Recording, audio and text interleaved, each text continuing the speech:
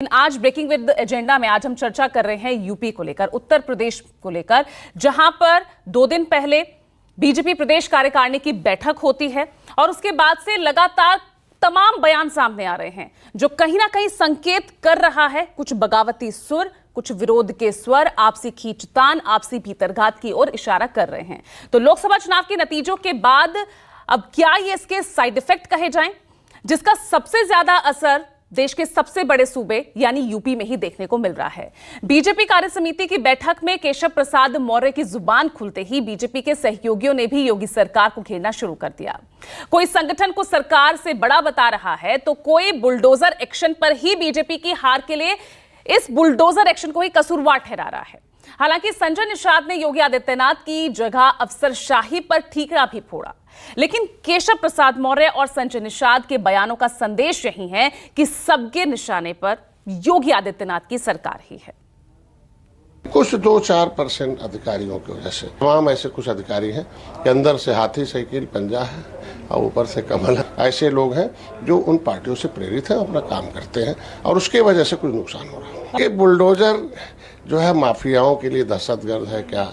ऐसा कोई बड़ा मतलब हमें रोड बनाना है, लेकिन कोई गरीब महिला 90 साल से है, 100 साल से है और वो उसके पास कागज नहीं है और कुछ लोग उसको आपत्ति है और उसको बुलडोजर चला दे जाते हैं, तो जब कोई उस गरीब को उजाड़ेंगे तो हमें उजाड़ेगा ना, राजनीति में उसके रिश्तेदार हमें उजाड़ेंगे। बुलडोजर गरीबों पर चलाने का नुकसान है, नहीं होना चाहिए। उत्तर प्रदेश का प्राथमिक शिक्षक संघ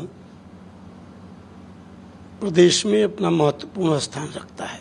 अभी डीजी बेसिक के कार्यालय में औचक निरीक्षण हुआ, 85 कर्मचारी अनुपस्थित पाए गए।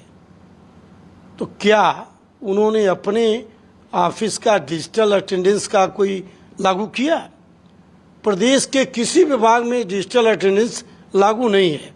प्राथमिक शिक्षकों के लिए क्यों से लोकतंत्र मजबूत हो रहा है, उनको आप अपमानित करके सरकार के खिलाफ खड़ा कर दिए। प्रदेश की नौकरशाही सरकार के खिलाफ साजिश में लिप्त है। जिन नौकरशाहों ने ये अव्यवहारिक नियम बनाया है, वे सभी लोग सरकार के खिलाफ साजिश में लिप्त हैं। भाजपा के नेता कहते हैं मेरी पार्टी सबसे अलग है, बिल्कुल अलग होनी चाहिए, अलग है भी। इनके डिप्टी सीएम ने कहा कि कार्यकर्ताओं की नहीं सुनी जा रही और मैं भी दर्द में हूं। डिप्टी सीएम कह रहे हैं कि मैं भी दर्द में हूं। जो सत्ता में बैठे लोग हैं, आप समझ सकते हैं कि कितना दर्द इनके अंदर भरा हुआ है। उसी दर्द का परिणाम लोकसभा का जो रिजल्ट आया है उसी का परिणाम है, आत्मविश्वास का नहीं है। आपस में जो झगड़े चल रहे हैं, आपस में जो लड़ाइयाँ चल रही हैं, उसी का परिणाम लोकसभा का चुनाव परिणाम आया है कि बुरी तरीके से ये साफ हुए और आगे जो बचे हैं साफ हो जाएंगे। भी आपने देखा मतदाताओं ने सारे देश और दुनिया को ये संदेश दिया है कि इस देश में अब धर्म पर आधारित राजनीति नहीं हो। इसलिए हमारे देश के नेताओं ने, माननीय अखिलेश यादव जी ने, माननीय राहुल जी ने मिलकर जो है इंडिया गठबंधन बनाई है। आने वाले दिनों में भारतीय जनता पार्टी जाएगी और देश में इंडिया गठबंधन सरकार आएगी।